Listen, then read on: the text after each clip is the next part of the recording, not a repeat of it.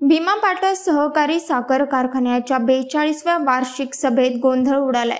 सभासदांचं म्हणणं ऐकून न घेतल्यामुळे सभासदांनी थेट माईकच फेकला। त्यानंतर सभासद आक्रमक झाले। आज 28 सप्टेंबरला पाटस मधल्या कारखाना स्थळावर ही सभा घेण्यात आली। मात्र विषय मंजुरीबाबत ऐकून न घेतल्यामुळे सभासदांनी माईक फेकला।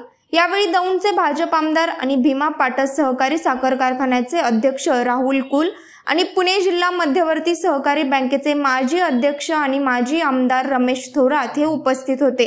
या सभेत गोंधळ निर्माण झाल्यामुळे ही सभा चांगलीच चर्चेत आली आहे।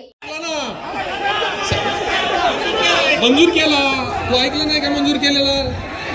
विषय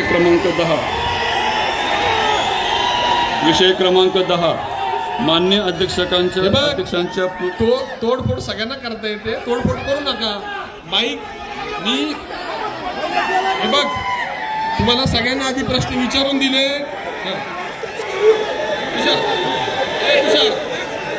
विषय क्रमांक 10 मान्य अध्यक्षांच्या पूर्व परवानगीने ऐनवेळी येणाऱ्या विषयांवर चर्चा करणे। हा बस विषय मंजूर। ते माईक विचार तुला काय विचारायचं विचार, चल विचार। ते माईक घेऊन विचार, माझा एक प्रश्न विचार